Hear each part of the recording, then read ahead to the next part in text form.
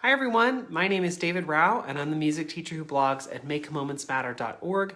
You can also find my ideas on Pinterest, Facebook, Twitter, YouTube, and a variety of other places when you search for my name, David Rao, or Make Moments Matter. I'm excited to be sharing with you tonight my fourth grade lessons. I'm going to share sort of all the resources and ideas and games and things that go together and share with you some extension ideas so that if you want to take those ideas and run with them in your classroom that you can and use those however you find a way to use those. Before I do that, there are a couple quick things I wanted to share. So if you hear me say like, ooh, that's on the links page, I have a whole page on my website dedicated to all the stuff that I talk about in these videos. All the links and resources and everything. You can find that by going to makemomentsmatter.org and clicking on the videos tab, or at the bottom of the caption for the Facebook video, or on my LinkedIn profile on Instagram. You can just find a direct link if you're interested. Or you can leave a comment in the chat and I'm sure I'll either come back and answer it, or somebody else in the chat might also answer that as well. One more thing before I share some lessons and resources and things. So I've been pulling together all of my resources and all the stuff that I use, and I made one big bundle on Teachers Pay Teachers with all of my Thanksgiving stuff. So if you're like, I want one of everything, anything Thanksgiving, I have an everything Thanksgiving bundle if you're interested. I know some people got my everything Halloween bundle and found that to be really helpful. So I did that for Thanksgiving as well if you're interested. And I just added a couple more things. So if you already went and purchased that, go back because I added things like 2 days ago. So you get those if you already bought it, you already get it. Okay, so one of the things I want to share about before I jump into all my lessons is that this year I'll just admit, every single year, and I've been teaching 10 years, every year I sit in my lesson planning, like in my plan periods, and I sit as I'm planning, I think like, there's no way I'm going to get to everything this year. Like there's no way I'm going to get to all the things that I want to share. And so like, you know, all of the note reading and all of the instrument playing and all the lesson ideas that I have, there's no way I'm going to get to everything. And that's true. I think that every time I go to a workshop, I'm like, wow, this is a cool lesson. How and where can I fit this in? Well, the truth is I'm going to have to bump some things if I'm going to get everything in. And also, like, I feel like there are too many things in the curriculum to teach everything to the breadth that I want to teach it and to the level of understanding that I want to teach it. And I think that literally every year. And so this year, when I knew that I was going to have to take out singing for a significant portion of the year, if not all the year, or I would have to take out some of those play party games or folk dance and stuff, like part of me was really crushed, like, oh my gosh, I'm not going to be able to teach Paw Paw Patch or whatever, like some of my favorite songs, I'm not going to be able to teach XYZ. How am I going to teach it? Am I going to adapt it? I don't know. And so, but part of me was like crushed. And then another part of me was like, ooh, now I can get to all this stuff that I've wanted to teach for so long, because I feel like any music teacher you talk to is like, yes, I teach this and I teach this and I teach this. I wish I could teach this thing longer. Or I wish I could spend more time on the critical thinking. Or I wish I could spend more time talking about the connections between music and areas outside of music. Or I wish I could talk more about composition, or whatever the thing is that you feel like you don't get to. I feel like we all have that thing. And for me, I think the biggest thing that I've always said, like, man, I wish I had more time for was connections to musicians and real world and composers, and spending more time trying to help kids understand that what we do in the music classroom in elementary is linked to what musicians do all around the world, all day, every day, and all throughout history. And I want to make a bigger focus on, or I want to have a bigger focus on those real musicians who have lived or who are alive, who are contributing to our musical world. And, you know, connections outside of music and, you know, how do they work? Why do they work? All that sort of stuff. And that's one of the things I've always wanted to spend more time on. And guess what? This year I have that opportunity. So as I was sitting lesson planning for this last rotation, I had that freak out moment again of, even though we're not teaching singing and even though we're not teaching folk dancing or whatever, I'm still not going to be able to get to everything that I want to get to. And I had a moment of, that's okay. You know, like, prioritize the things that are important. Think about how you're going to teach and plan, and think about the philosophy, and then just do your best. And I kept thinking back to like my rules for myself that I set at the beginning of the year, like give yourself grace and don't try and do everything. And, like all these things that I was like idealistic, like going forward. And now I'm like, okay, I actually need to do that. Like I actually need to like give myself grace. I actually need to think about what are my priorities and how I'm going to teach that. So one of the priorities I decided on was I'm going to focus on musicians. I'm going to focus on different careers. I'm going to focus on highlighting some of the best of the musical world. How am I going to do that? And so I realized that like there are a couple tools that I have that are really great to help teach about musicians. The first one is books, and I'll share more about books in a second, because I think for me, I've always loved the idea that if you're going to learn about something, if you give it a narrative, it's going to be more effective. Like when I took a world religions class in college, and one of the things our professor did was there was a textbook that talked about like the facts of the religions, like this many followers, and this is what they believe, and here are the pillars of their faith or whatever. There was a book about the facts, like a textbook. And then along with every major world religion that we studied, there was a novel where you had to learn about the person, learn about somebody who believed that, learn about their life and their patterns and everything. Because my professor thought that like if you could live in that person's shoes and understand that person a little bit better, you would have a much better grasp on what it is they believe and who they are in their worldview. I thought that is such a cool idea, and I totally think that that is true. So when I teach about musicians and composers and whatever, I love to take books so that my students can learn about those people in context. Like I don't want them to just learn like, oh, this person wrote this many songs and they got these awards and whatever. Like I want them to understand a little bit more about that person, and I want them to understand more about why that person was important, not just within the world of music, but like in the world, like what made that person who they are. So books are a really great resource, and I'll show a few of my favorites in just a second. Another thing that I've been really relying heavily on, a couple years ago, I made this set of bulletin boards. You can get a year-long set called Rockin' All Year, but for each month, I highlight 30 different musicians who are born in that month. And for each one, I do a little biography with like their picture and information about them, the day they were born, giving just some highlights. And as I'm pulling out, people to highlight for different grade levels, I'm going to that set and I'm like, and I'm going to take that, I'm going to print that up, or whatever, and pulling that resource that originally I made as a bulletin board, and now I'm using it as like a PowerPoint slide, or I'm using it as a touchstone, so that I don't have to go and do all that research again. I can use this research I did for this bulletin board and bring it in and share with students. So I'll show a couple of those in a second. And the third huge tool I'm using, so books, it's not really a bulletin board, but the Rockin' All Year resources that was a bulletin board and now is like a teaching tool. And the third thing is the media. Videos, music, recordings, all of the stuff that, because we are talking about musicians, we can use primary sources. So we can use their recordings, we can use videos of them to help teach and help students understand who they are. So if I'm going to be talking about Ella Fitzgerald, I can pull out one of her songs, or I can pull, to make it more palatable for kids, maybe you pull her song being used in a video that they would like. Or maybe you pull her song being used for something in a promotional or something that they were like, ooh, that's, Shrek or whatever. And the song, I don't think Ella Fitzgerald was in Shrek, but you know what I mean? Like you can pull, like it was used in a movie or used somewhere else, and you can show that and share that.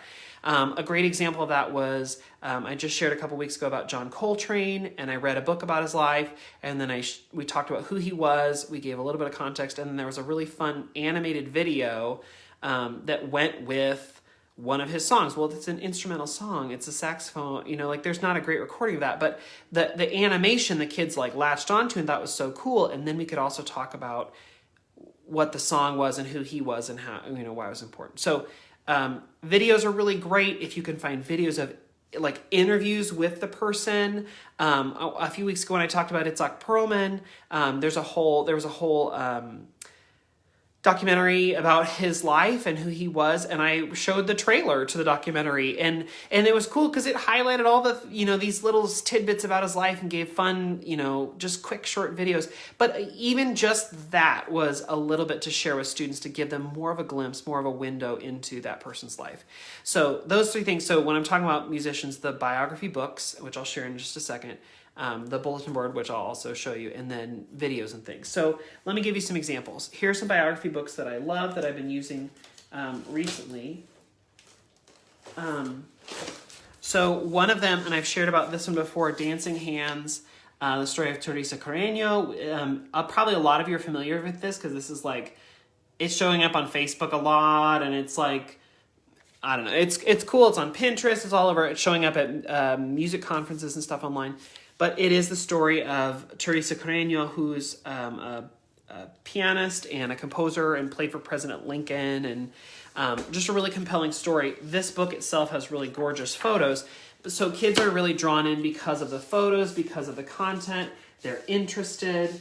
It tells the story so well, and it's just so fascinating that kids are just drawn in. Let me show you another photo that was just...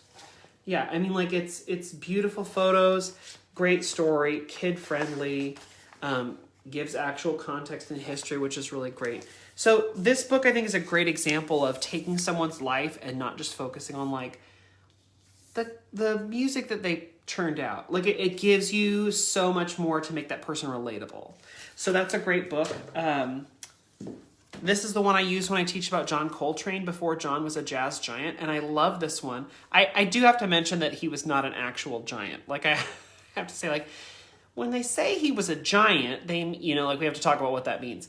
Like, he was really great. Like, he was a, you know, a huge figure, and, or, you know, like, he was... I have to explain it depending on the grade that I share this with. But this is another one that I love because it talks about before John Coltrane was famous. Here are the things that influenced him. The music that he heard at home. I know I've shared about this book before. The dancing music that he heard from his cousin. And, you know, relatives playing in the marching band. And people at church. And all the things that, like, went to influence him. I love this book especially because it talks about what influenced him, all the things he heard, how that affected him. And also it shows him as a kid and shows all of my kids that, like, they can take all of their experiences and they can grow from that and become something amazing. And also this person who was a huge figure in jazz just was a kid to start, you know. And so I think kids resonate with that. So I like anytime a kid is featured. In Dancing Hands, Teresa Carreño as a kid is also featured. Let's see. I'm going to talk about that one in a second. I'm going to talk about that one in a second. A couple of other books that I love. Leontyne Price, Voice of a Century. This one is just really cool because Leontyne Price was an opera singer. And so it's fun to not only show, you know, the life of an opera singer, but of a Black opera singer. And it shows all the things that that really influenced her life and how she... I mean, where she sang, how she sang. It's, again, sort of beautiful illustrations, but also just gives you more context about her and her life. So, really fun book. That's Leontyne Price, Voice of a Century. That one I'm going to come back to. And Beyonce, Shine Your Light is a favorite of mine because I think a lot of times when we're teaching about influential musicians, we'll go to like the Louis Armstrongs or the Bach, Beethoven, or, you know, we'll go to like a certain era that for some reason just a lot of people gravitate towards.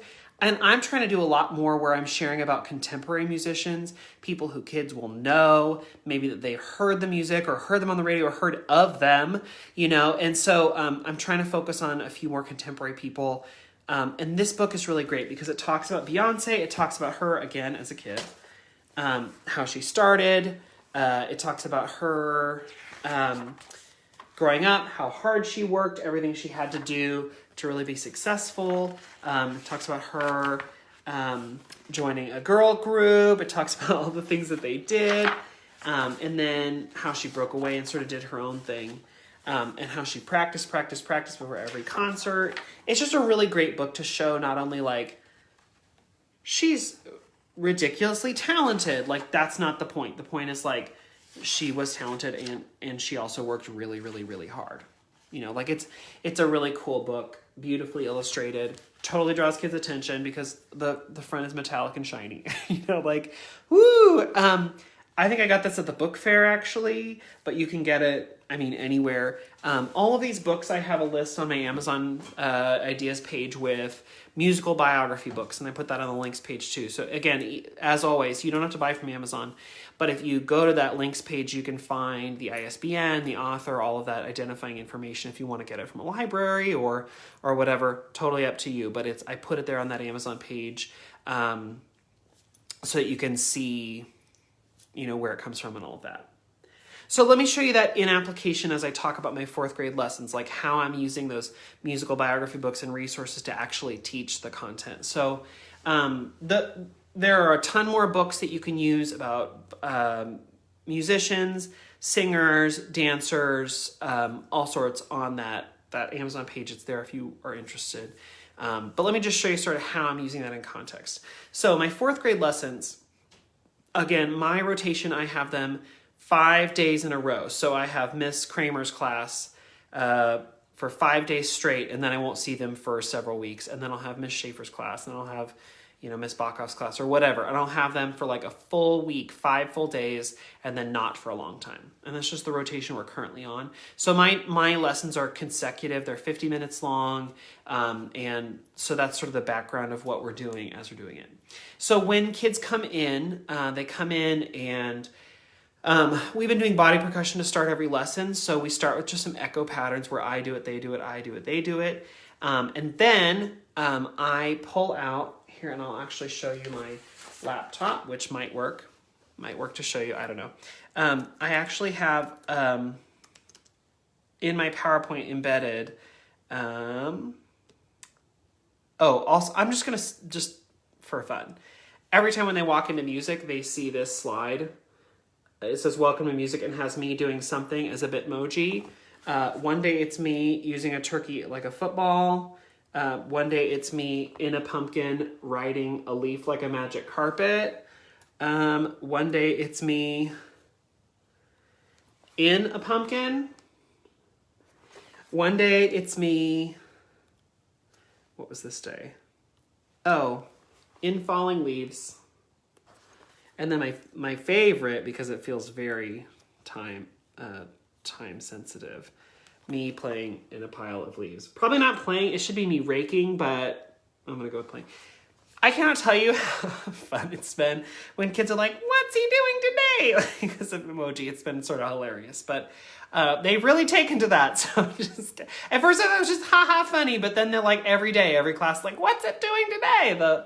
And then one kid was like, did you draw those? And I was like, no, I wish I could claim credit. Okay, so anyway, we start with just a simple slide with 2 lines, and there's just rhythm on one line, and then at the beginning of the line it says clap or pat. So it's basically just a simple staff and just notation on there to do body percussion. And so we go through on the first day, and we just, I always say read, then do. So do it twice. So read, then do. And so they read the rhythm as is, and then they clap it, right? And then if it's on the pat line, you read it, and then you pat it.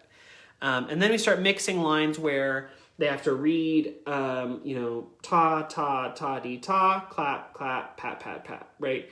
So we'll move to multi-line where they have to switch back and forth. And I like going through this slow, and I pull out a yardstick, because this is all projected up on the board. I pull out a yardstick and sort of draw that along through the space so that because I talk about if you're reading like a book, you would read the full top line and then the full second line, right? But we don't do that when we're reading music. Sometimes you have to read 2 lines at once, or 3 lines, or multiple lines. You have to track through all of them. And so I use the yardstick as like it reminds me of like a Guitar Hero or Dance Dance Revolution, where it's like there's the plane that all sort of goes through at the same time. So to show kids what that looks like. So I do that first, and then it's easy when it's the top line that goes first. So like clap, clap, pat, pat, pat. But then like when we get to this one, which is like the bottom line, pat, pat, pat, pat, pat, clap, that's when I notice that some kids get messed up because they are reading the top line first. So going through there and showing that, just spending a little bit of time practicing that, just to get them idea with the concept of the simplified staff, reading the rhythm. Right. So anyway, so it's, that's what we start with. And then, you know, I run through as many as I want to that day. And then a lot of times I will just project up a blank slide with just 2 lines, 3 lines, whatever, labeled or not. What I used to do, which is very low tech, I'm trying to be high tech because it's on my evaluation for the year. How are you using technology? Anyway, but I used to be really low tech and just take painter's tape and put it on my whiteboard. And guess what? This works just great. And the painter's tape is nice too because it doesn't leave a residue on your whiteboard like a lot of other things do. So I took painter's tape, and then from my musical dots resource, I've got these clip art versions of stomp, pat, clap, right? And so you can put those on the front of the line if you want to label them so kids know what they are. But what's really fun to do, because if they've been seeing the notes on the lines on the staff, they can make this transition pretty well, where I do something like this, right? So they know that 2 together is ta-dee, 1 on its own is ta.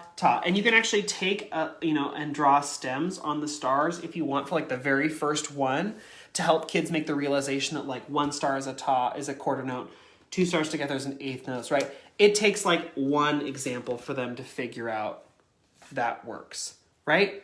So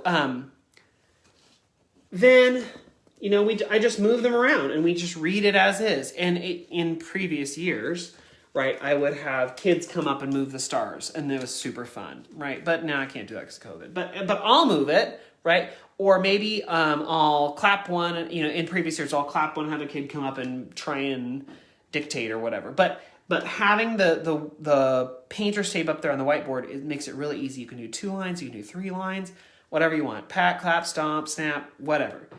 Usually on this first day, I do a very, very simplified staff. Usually just 2 lines, usually just pat and clap, so that then we can go through. And the stars make it really easy. These are just laminated Post-its, not fancy. Laminated Post-its. I think I put them on cardstock and laminated them, and then I just put like a little magnet on the back. There's one class I put them up, and the kids are like, "How are you doing that?" And I was like, "I'm magic." And they're like, "It's not magic, it's a magnet." I was like, "Magnets are sort of magical, so either way, I think I'm magic." And they're like, "No." So anyway, but that makes it really easy to move things back and forth from one line to the next. That way I'm not there like trying to type out with a musical font or whatever, you know, quarter notes, 1/8 notes. It's just a quick, easy, simple way to do it. Somebody's asking, how did I do it? Yeah, I did the lines in Keynote. The body percussion resources are not out anywhere yet. I'm still figuring that out. If you're interested in something like this. Sorry, just checking back for questions. So it's doing it the digital way it takes a lot of time. It's sort of a pain. That's why I like using the painter's tape. Otherwise, it's something I have to do ahead of time. But the stars, in the moment, I'm able to move those up and down as needed, or move them from a line to line or whatever. So that's what I do sort of in that first day, and we do a little bit of body percussion.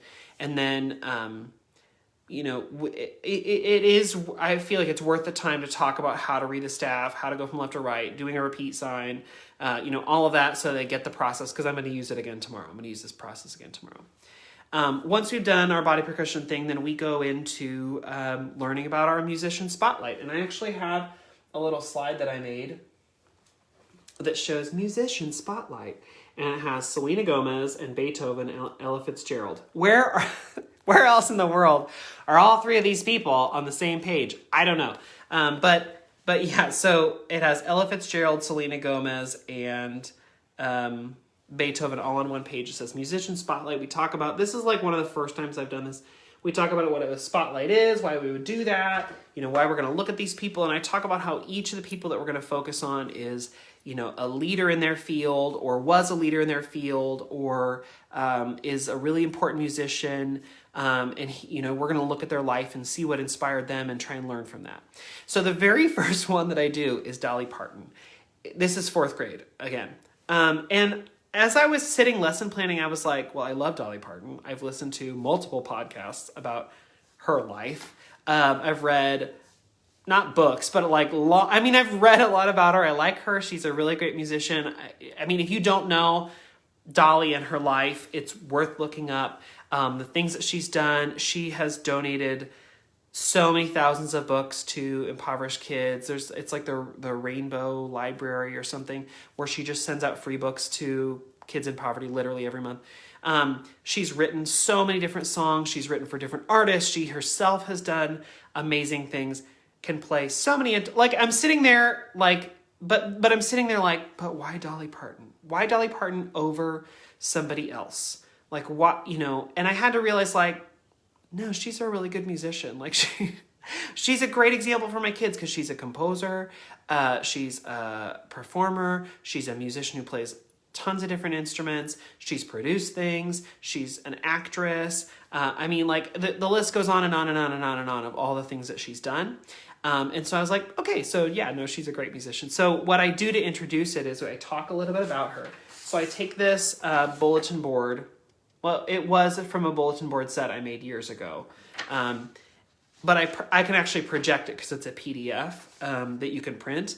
But I project the slide. We talk about Dolly Parton. She's, in the picture wearing an electric guitar with a microphone singing. And so it says, Dolly Parton is an American singer-songwriter, musician, and actress who is known for her work in country music. She has won 9 Grammy Awards, 2 Academy Award nominations, 10 Country Music Association Awards, and 3 American Music Awards. Parton has composed over 3,000 songs, which is really, really impressive. It's really impressive. So we talk a little bit about her. We talk about where she's from. And at this point, in teaching the lessons, I've realized, many of my kids know Dolly Parton. Some maybe have heard of or have, seen a song or whatever. But then there's some who are like, Dollywood. Especially when I taught in Georgia. They knew Dollywood. But even here in Kansas, they're like, Dollywood. Or they've heard of her.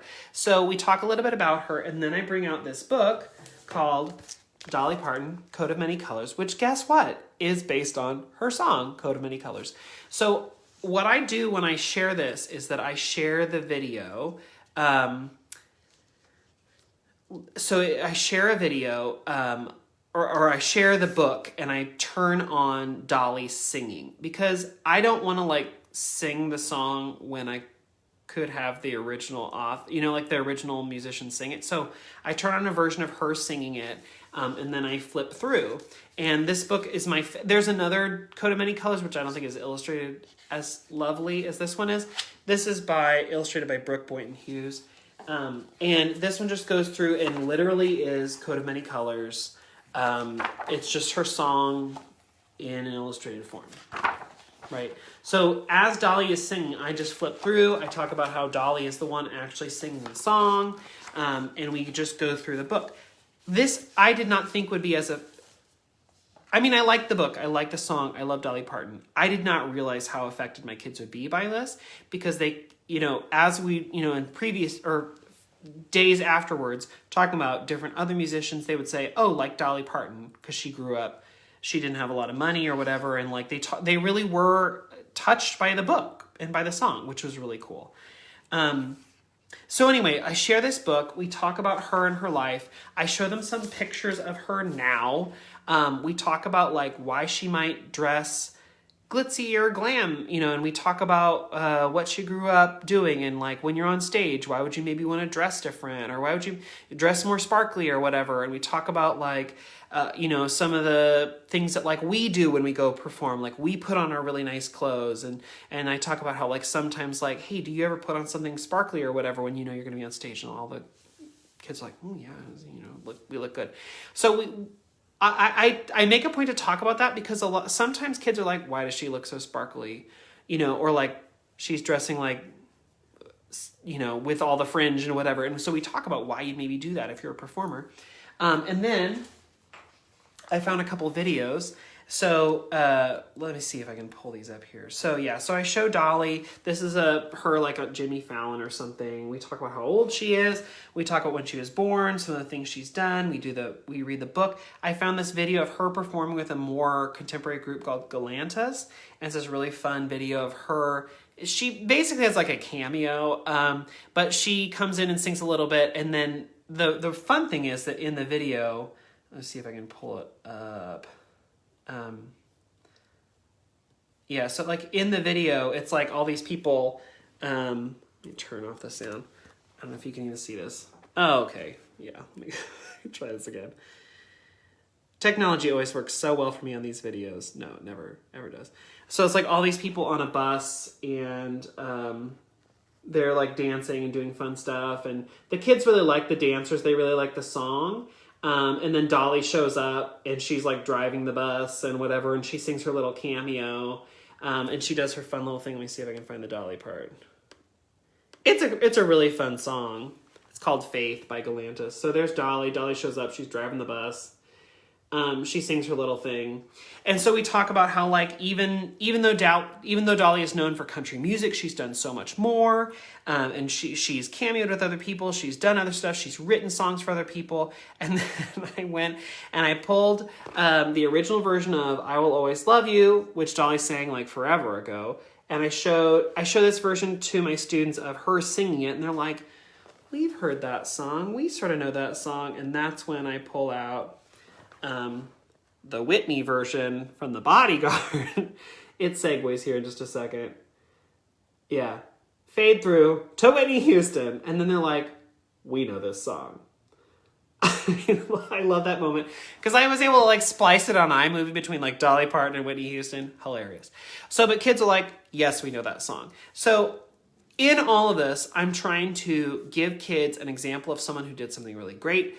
Trying to teach them about what she's done. So influential in country music, written tons of songs, can play tons of different instruments, has written songs that maybe they know, has a theme park named after her. I mean, like all these things that they're like, oh yeah, she's a big deal. She's a big deal. But also like, because she can compose, because she's worked really hard, because, like trying to highlight all different parts about her and trying to reach all different kids. Cause I kept thinking like, well, if she only, like it's not just country music, it's all sorts of stuff. And, sort of giving more context to kids as to like why you should care about this musician.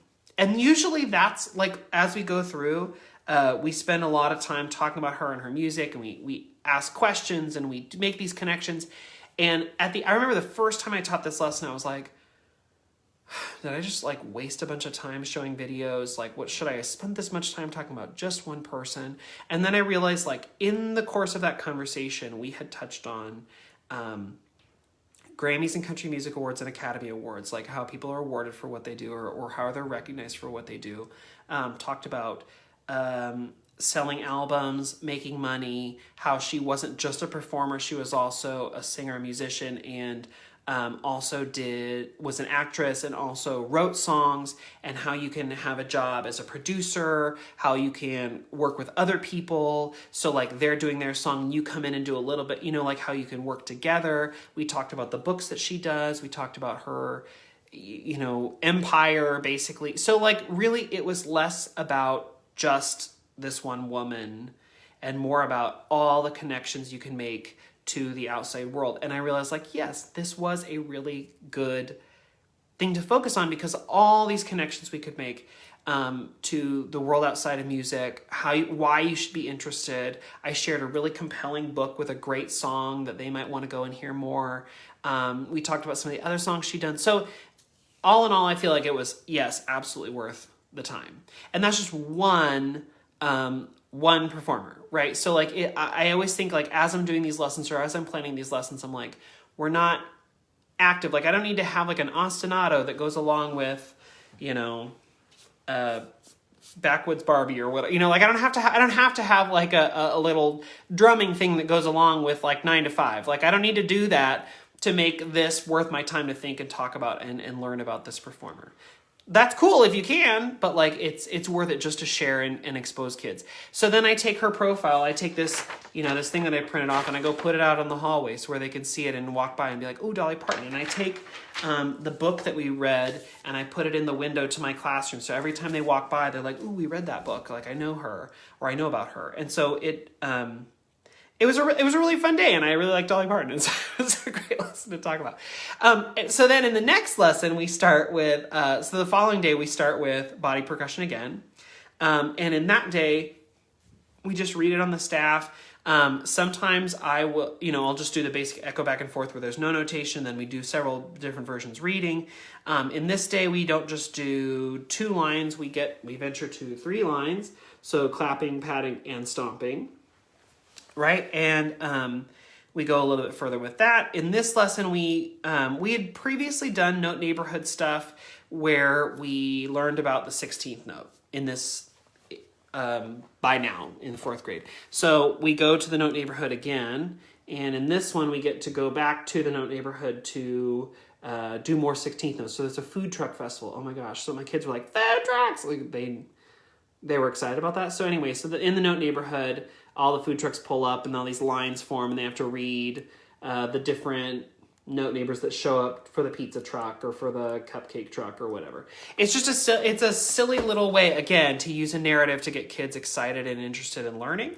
And so this is the note neighborhood with 16th notes. And if you get one of my note neighborhood resources, you get like the introduction and also the practice. So there's like an introduction PowerPoint where they like for the first time learn about 16th notes, and then in the same resource there's like the practice. So this is like the practice where they like go back to the note neighborhood, they see 16th note again, and there's like an intensive focus on reading in a context, reading it with other notes and other things around. I've also had a big focus this year with all my grades about what are like the proper names. So like we say Takadimi, but it's actually 16th notes, or we say Tadi, but it's actually 8th notes or whatever.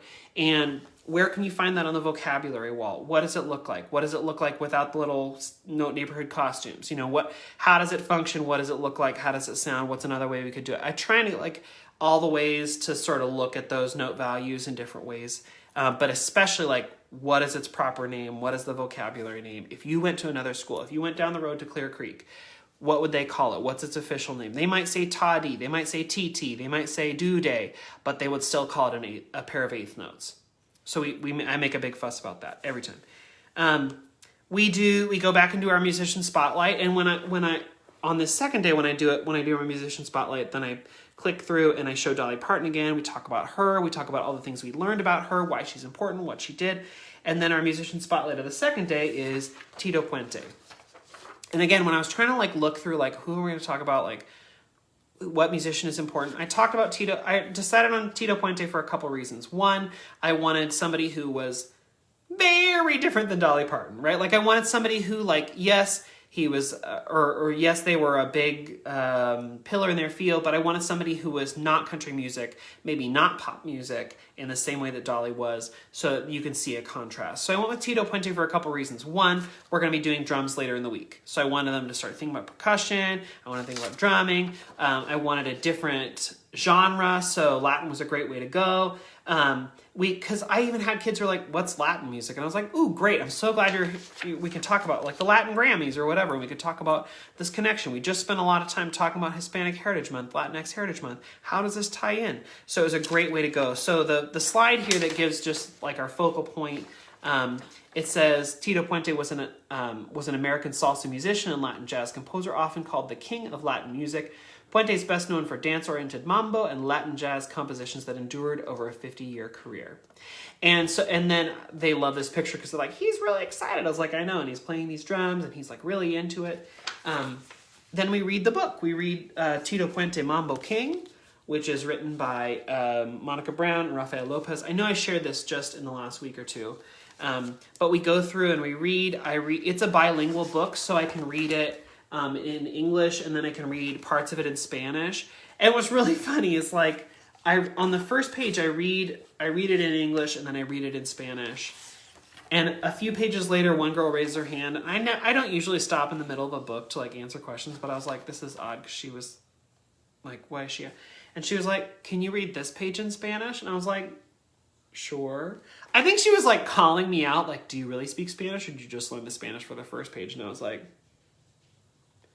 Cuando no estaba tocando música, Tito jugaba. And she was like, rats, he can read he can read it. So anyway, I think she was trying to catch me out for not being able to speak Spanish. And I only speak a little bit of Spanish, but I can read Spanish pretty well. So anyway, so we go through, we read it. But again, I think using the book really, I'm not going to say humanizes, but like helps kids to see that person in context and understand them a little bit better. So I love reading the book and giving them a little bit of background and understanding how, because it helps them be like, ooh, he grew up doing this, or he got lessons, or he didn't get lessons, or he, you know, he was in the war, or he liked playing baseball too. You know, it takes away this myth of like, this person was a famous musician, full stop, that's it. No, like he was a veteran, you know, so make it tie to Veterans Day. He liked to play baseball. Okay, who else likes to play baseball? You know, like all these different things. Then, because we talked about on the previous day, Dolly Parton winning Grammys and Emmys and stuff, there's a whole page where he wins Grammys. And we talk about Grammys. We talk about what a Grammy actually looks like. And so, again, it's just a great connection. And because later in the week, we're going to be doing more with drums, this was a good next step. And there are several different videos online of Tito Puente playing. Maybe one of his most famous was Oye Como Va, which you could find. There's a PBS version of that. But I always try and find videos of him playing the timbales or playing something so they can see him in action, especially because, you know, in this picture of him, he's like squinty face, smiling, so happy. On the book, he's squinty face, smiling, so happy. In probably every video I can find of him, he's smiling, having fun. And part of the book, it talks about how he like just wants to make people happy, just wants to inspire them to dance, just wants to do whatever. And I think you see that if you watch him perform. So it's fun to be able to pull up that video because, again, he died in 2000, I think. But there's still quite a lot of recordings, quite a lot of information about him that you can bring and pull in and give kids more context. So we do that for Tito Puente. We did for Dolly Parton day 1. On day 3, the kids come back, and at this point, we are now pretty good with reading body percussion on a staff. And so what we then do is I'll show you a low-tech version and a high-tech version. Because again, I'm trying to be like good with technology this year. My low-tech version of what I used to do when I was I'm trying to find my example of my low-tech version. The thing I used to do here it is. When I was in the classroom to try and get kids to create their own body percussion is I printed off a 3-line staff. I put it in one of these fancy schmancy dry erase pockets, and kids could take a dry erase marker, write on it, it wiped clean off, and they could make their own body percussion here.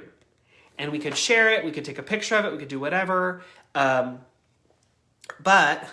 now I'm fancy pants because at my school, all my students have iPads.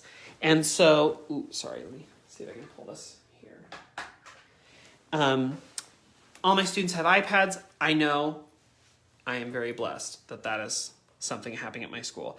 But we all have iPads. And so what's great is because of COVID, I didn't want to I'm trying to cut down on the dry erase markers and the sharing of materials as much as possible. So the kids bring in their own iPads and we're able to take a body percussion staff on the iPad, and with our fancy little pens, I can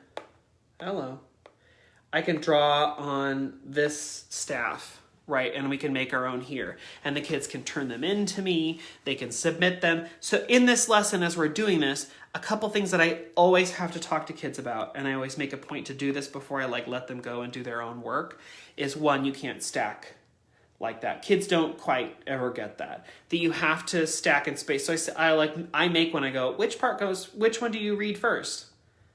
And they're like, we don't know. Because we talked about how you have to go, from left to right, you have to read them simultaneously. So which one do you do first? The patting or the clapping? And they don't know. And that, so then I say, okay, you got all this space, spread it out. So we talk about how to do that and how to make sure that you put them in the right order or whatever so that it's easier to read. The other thing we always talk about is if you are doing something on the lines like this, if you are writing your name you would write it so that the bottom of the letter touched the line, right? And sometimes like a G or something might go under the line. But with notes, you have to make sure that the line goes through the note head. It goes through. So if I were going to write my name, I would write it like this so that the line would go through the line, right? And the cool thing is, because this is on my iPad and because we have Apple TVs, I can AirPlay this. And so like this, as I'm writing here, it's showing up simultaneously on my screen. So the app that I'm using, I think, is only an iPad app. It's called Sketches School. I don't know if that's available on Chromebooks. I know some other people are asking. The other thing that you can do that, like when kids can't do sketches if they are borrowing an iPad or something is weird. One of the things that you can do, again, on an iPad, I know it's possible, is that you can use the Markup Tool to mark up the photo. So with that, kids can go in and can use the basic just iPad stuff to mark up and create their body percussion. So the cool thing about this is that they can do that and then they could submit it to me. And then in further days down the line, I will pull the things that they have submitted and they have created, and I will put their name on it. And then as a warm-up for our day, we will use the creation that they made. You could, in the moment, you could AirPlay straight up to the projector if you have that capability from the iPad. I like to have them all submit them, and then I just choose 4 or 5 or 6 or whatever and project them up myself, and put them in the daily slideshow or whatever. But you could, in the moment, if you had an Apple device with an AirPlay capability, you could do it in the moment like that. But I like to have them submit and whatever. So on this third day, the focus becomes body percussion heavy. We don't have a musician spotlight because we're spending so much time where like the kids are creating, the kids are making, and I go around, I'm helping and whatever, and I'm checking in. And I give them 2 slides. I give them one with 3 lines, so clap, pat, stomp, and I give them one with 2 lines, clap, pat. And so that does a couple things. If they want, it lets them differentiate. If they want to do just 2 lines instead of 3, they can choose the simpler route. If they want to do 3 lines, great. If they finish early, they have another slide they could do. Because kids are like, I did it, I'm done. Great, do the other one I gave you. I really only care that they do and finish and turn in 1. But if they have another one there, then they can keep working. I've also shown this app before called Tune Train, and that's one of the things that we do then in this lesson is we go through where, I know I've shared this in very recently, where they can go through and choose different houses or whatever. This is a free app in the App Store, by the way. They choose different houses and it creates a melodic contour. And this is a really long level. Oh gosh, this is a really long level. I wish it were not so long. And then it'll play it for them. My sound is apparently turned off.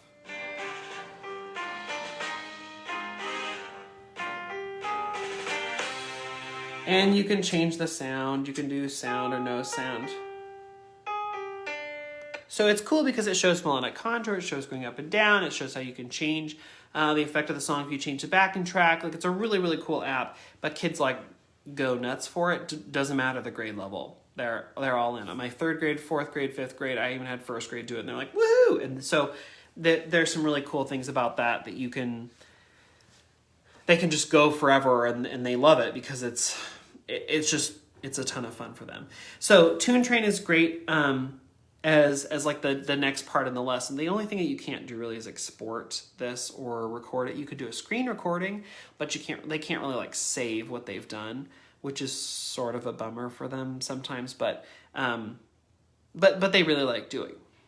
So on this day, and I'm gonna be honest here, I made something that was I was so excited about. Like I remember I made it and I was like, yes, the kids are gonna do this, it's gonna be great. And I made this like musical trains thing in Keynote because all my kids have iPads, and I was like, I know they can do this because in like our tech training or whatever, it was like, I know that they can. I know that there's these anyway. So I made this like I spent a little bit of time making this like world where they could go in and they could take these little trains and they could move the train car, and they could, copy and paste and whatever, and they could change out the train cars and how exciting, and then they made a 6-beat or a 6-measure pattern. Like, I was so excited about this. And it was nothing but trouble. It was nothing but trouble. There were like 5 kids who like didn't have Keynote on their iPad for some reason. It wasn't downloading. 6 or 7 other kids, like, I couldn't airdrop it. It was too big a file. And then like, they didn't have their airdrop on. All these things were like constant trouble. And then the kids who even could get it, then they were like, they resized it and they're like, well, we don't care anymore.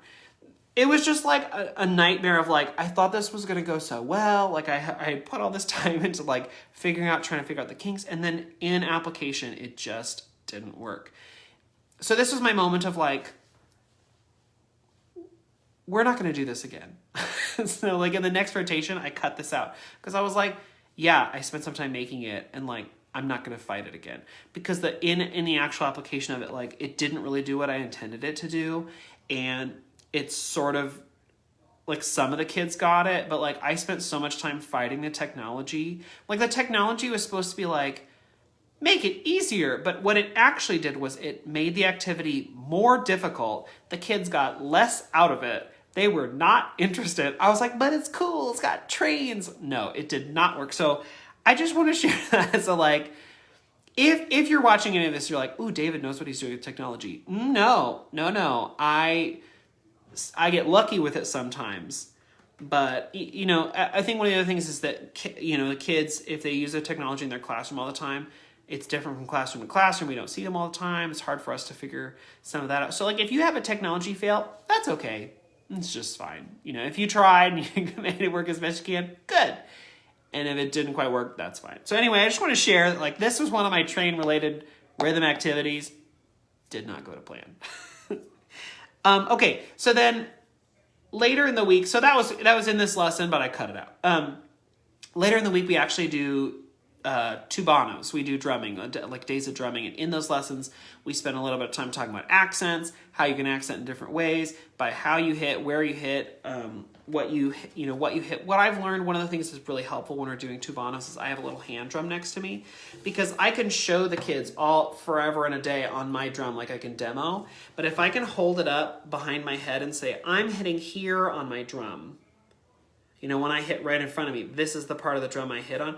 It makes it, it's easier for them to see this than to try and see my hands literally on front of me on the ground. So I have a tubano so I can show like, this is this, or what I'm playing here, or whatever, or like, I'm going to hit right on the edge or whatever. So having that for a visual is really helpful.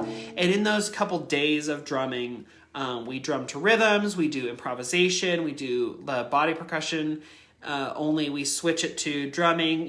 There are some really fun things that you can do in those 2 days that I'm not going to go through because I don't have a tubano in front of me, so I can't really demo. But all the things that we've done with body percussion, of the reading on the staff, or reading together, or reading different parts, we do that with tubanos, where like I might separate out the room and have one group read one thing and one group read another, or we read 16th notes, which we had spent time doing earlier in the week, or we tie it back to Tito Puente and we talk about how he played drums and what he did and all the different, so we try and make all those connections with things that we've done earlier in the week, and sort of put them into practice. One technology win I want to share, because I talk about that technology fail. One technology win I want to share with you before I go, because we're almost out of time here. I made a game for... Where did I put? I made a game for kiddos that is about instrument families, and I taught to my fifth graders. I taught strings family and percussion family, and started going through and just reviewing like what it is, what makes it that instrument family, what other instruments are in the family, blah blah blah, and giving more context. And then I had this game. And with the game, you get a little QR code. Oh, sorry, you can't see it. You get a little QR code. You get a link, so you can put it in like Google Classroom. You can put it in Seesaw. You can do all of that. And also, you can have them just scan it using the QR code if they're able to do that. So my kids, what they did was, after we spent time learning about percussion family and seeing examples and doing all of that, we opened up the game. And they really liked the games. And this is something I shared about on Instagram and Facebook today. But so this is a Thanksgiving themed one, right? And this is like reveal the secret image. So there's so we did percussion because that was the one that we learned about today. So here's the percussion, and they got to get the vegetables on the Thanksgiving table. How are they gonna do it? So they get a click to start, and then so like bongo drums, they got to find the one in here that's bongo drums and tap it, and if they do, hello. Oh, sorry. I think it thinks I have a pen in my hand. Okay, that sound though was hilarious. And I had so many kids who were like, I want to get it wrong just so I can hear that sound again. I'm like, maybe do that once and then play for keeps. Anyway, where'd that go? Sorry.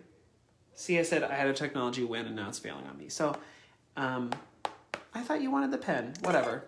So, what I learned was, as I was walking around, that some kids were like just tapping, just to tap. They're like, I don't know, this one, and they would just tap, tap, tap until they got the right answer. That was infuriating, and I was glad that I don't have to do this every day in my classroom, that I have different ways to assess students.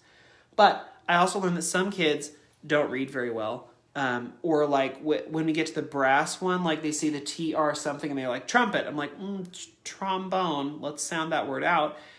So all these things that the classroom teachers are talking about kids like reading the first part and then guessing the rest, that happens a lot.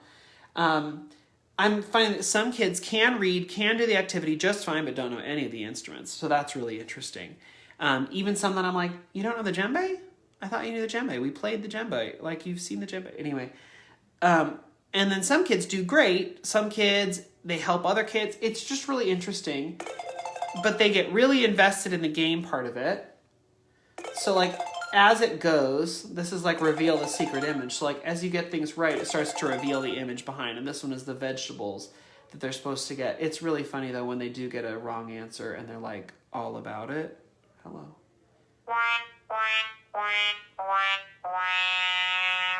That sound, hearing it, like, from 25 different iPads, sort of at different times, was actually pretty funny to me today. I'm thinking that if I did it every class for like an extended period, I'd get real sick of it. But it's still fun to see. So then they get to go through and try and find all the things behind. And we hit the little X, we can go back. So, oh, rats. No, that's not what I meant. So it's fun. They can do for strings, percussion, woodwinds, and brass. So like once they finish with percussion, it's like, oh, you finished early. Great, go do a different family. So they could do like woodwinds or whatever, which is pass the pasta. So it's sort of fun to see the things that they get to do. But what I learned as I was walking around was some kids are really comfortable with the game and some are not. Or sorry, not the game, the content. The game they can handle just fine.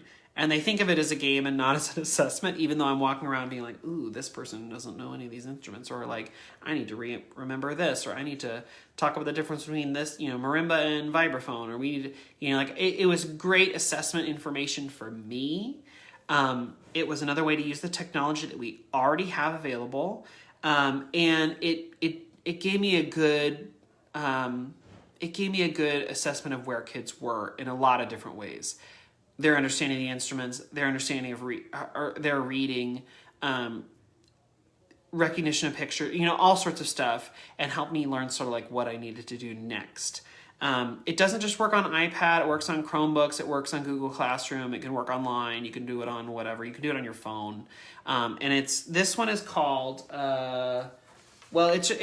I put it up in my TPT store like 2 days ago. It's like Thanksgiving. I can't remember the actual name. It's like interactive games, reveal the secret image Thanksgiving. I can't remember the exact name of the title of it. How bad am I for not knowing? But I linked it on the links page if you're interested. So, but there's this and Thanksgiving theme and Halloween theme. Get it ready for Christmas and winter theme.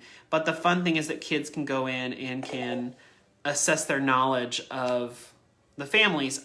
They think it's a game. I can go in and see where they're at. And it was really valuable to me today to be able to go in and do that. And it's another way to like pull the technology, make sure that they're able to do that and see how that and integrate that. And then they can, send me stuff and I can send it as a homework assignment. It's just a fun way to do all of that. But anyway, that's just another game I sort of wanted to share of a technology win. Okay, I hope this gives you some ideas for fourth grade or other grades, depending on how you shift up or down. But like I said before, I have a lot of musical biography books that I really, really like, and I put those on, I put several of them on the links page, and then I put a link to my Amazon page where there's a whole ideas list of just musical biography books. I'm also using the, well, really, I mean, I made it as a bulletin board set, but now I use the printed out bulletin board things to put in the hallway, but then I also have these same musician profiles. Like the kit itself comes as a PDF, so I could just project that up and share that with kids and actually use it in the teaching of class along with using it as a bulletin board. But I'm doing a lot of musician profiles. I'm spending a lot more time going for breadth and depth instead of just, I'm going for depth instead of just breadth. Try not to get a little bit of everything, but trying to really go into depth and get kids to really understand and make connections. And that's been really valuable for me. But that's my 4th grade lessons for the week, and I'll be sharing more next week in week 15, Musical Mondays. Thanks so much for joining me tonight, everyone. If you have any questions, shoot me an email at makemomentsmatter@gmail.com or leave them in the comments here. And I hope to see you next week. Thanks so much, everyone.